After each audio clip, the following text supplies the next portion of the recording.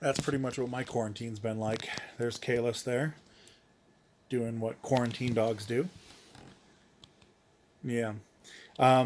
Welcome to the end of week one of this collaboration, IB. You guys are kicking butt. You guys are doing really, really well. You guys are, I'm sure, eager to end the year, eager to move on and get the heck out of here. All your IAs have been submitted.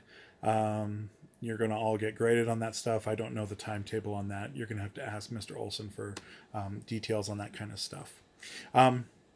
So first of all, I really, really had fun on the Zoom thing. I love teaching. I love interacting with you guys, and I wish we could be in a classroom. I wish we could be doing this. I love epidemiology. It's one of my pastimes. I read 3 or 4 books on epidemiology a year because it's fun. Um, so I'm actually really digging the COVID-19 outbreak and stuff so far. It's been pretty cool. Um, anyway, so I miss you guys. I miss teaching in a classroom, but here we are.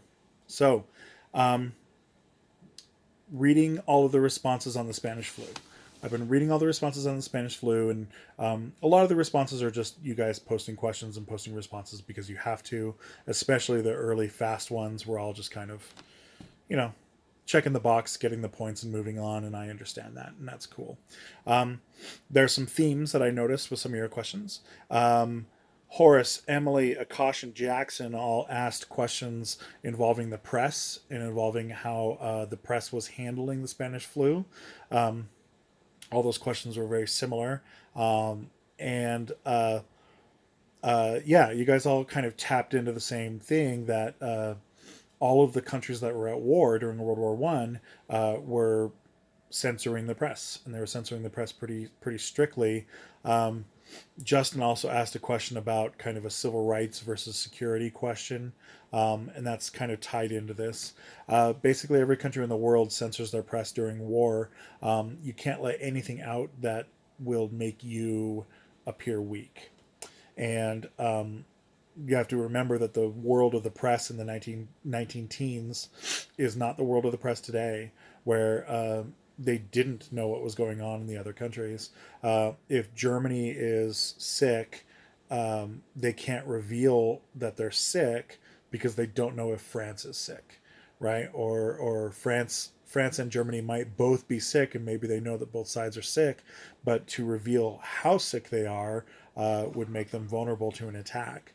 So we get a situation where basically all of the World War One participant countries were censoring their press. That's why the Spanish flu becomes Spanish flu, because Spain wasn't involved in the war, and so when the king gets sick, the Spanish press talked about it, and the foreign presses, the French, the British, the American, the German press, all read the Spanish stories and called it the Spanish flu. By the time Spain was infected, France, England, France, the UK, Germany, and the United States all already had the disease. All of them did. So, yeah. Anyway, that's about the role of the press. Uh, Jackson and Frankie both asked questions regarding race and about the reporting and the treatment of the flu in different parts of the world, particularly India and South Africa and stuff. And Violet, I think, mentioned that in her question. And yeah, race plays a big part.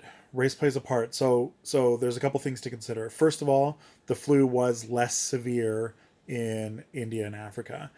Flu is a disease that likes temperate climates. It likes colder climates. So the closer you get to the equator, the less potent flu is.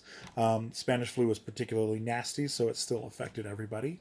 Um, that's part one. So part two is that when white people are sick, the white press reports that. When people of color are sick, the white press may or may not report it, or may not report it as severely. That's absolutely what was going on. Another big part of that is, especially with like India, the British just didn't really feel like it was super important to report on Indian sickness because they're Indians. What are you going to do?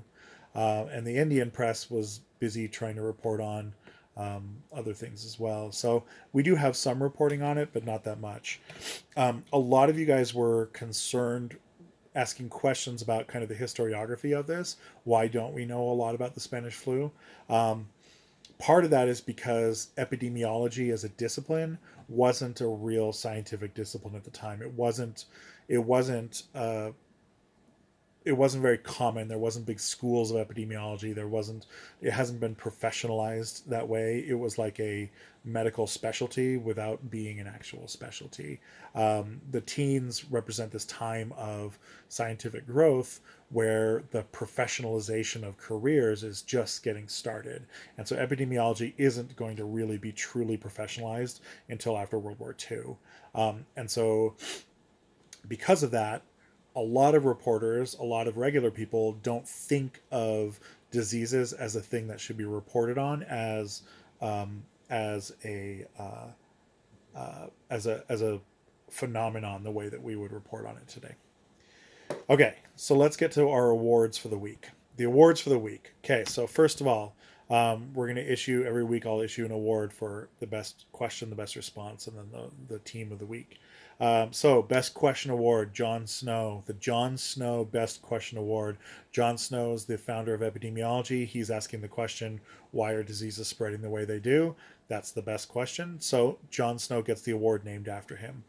The recipient of the Best Question Award is Ryan Callister from the Werewolves. Ryan Callister's question was very, very good. He asked a question about the Treaty of Versailles and how was Woodrow Wilson affected by the Spanish flu. During the negotiations of the Treaty of Versailles, Woodrow Wilson gets sick, and it changes the way he thinks and changes the way he acts over the course of that. And the way he changes then affects the way other people change. And so Ryan was asking a question about that.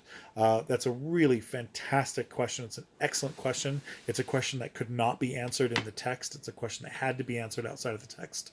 And that's perfect. That's exactly what I want. That's a perfect kind of a question. A lot of you other students posted a question, which gives the checkbox, it gives you your points, but it's a question that could be answered inside of the article. It's a question that wasn't like good. That's too harsh. It's just a question that is evident to me that you didn't really care, that you were mostly just checking the box. Ryan was posting a question that was actually, getting into the meat of the issue. Best response. The Best Response Award is named after Clara Barton. Clara Barton is the founder of the American Red Cross. She was a nurse during the Civil War, and she founded the Red Cross afterwards. Because in disease outbreaks around the world, the Red Cross is usually the first response to diseases. Clara Barton is the best response answer. And our best response goes to Violet Tice. So Violet Tice's response to Ryan Callister's question, actually. Ryan asks a question that couldn't be answered in the text, and so Violet obliged by finding other articles and posting them up there. A few of you guys did this, but I think Violet did it the best. And it was great. It was really good. It was enhancing things. It was expanding the conversation. It wasn't just checking a box to get points. So nicely done, both of you guys. Violet had some really nice responses to some other people as well. So that's good. Violet was also the runner-up to her own award. So nicely done. But the overall team winner for the week is the Corn Queens. The Corn Queens. You guys did a really, really nice job. The essays that you guys turned in, Lauren had already turned hers in early, and hers were already really good. Sophia turned hers in. They were solid. Eunice turned hers in. They were good. You guys all got all your stuff turned in. You guys got all of your points. I know on the leaderboard right now, Rudian is the top, but the Corn Queens actually have everything the Rudy has, and then also some other stuff I haven't graded yet that they've turned in as well. So it was good. Nicely done, Queens. That's a good job. Good job. All right, so I'll post a new discussion, and we'll do at least one more Zoom meeting, at least once a week. But I'm having a good time with it, so maybe I'll do more. We'll see how it goes. All right. I'm gonna say goodbye to Kalis. Kalis, who's a good boy? Who's my good boy? Huh? Yeah? Who's my good boy? Okay, well, that's as much as you're gonna get out of him. All right. I hope you guys stay healthy, stay safe. All right, bye.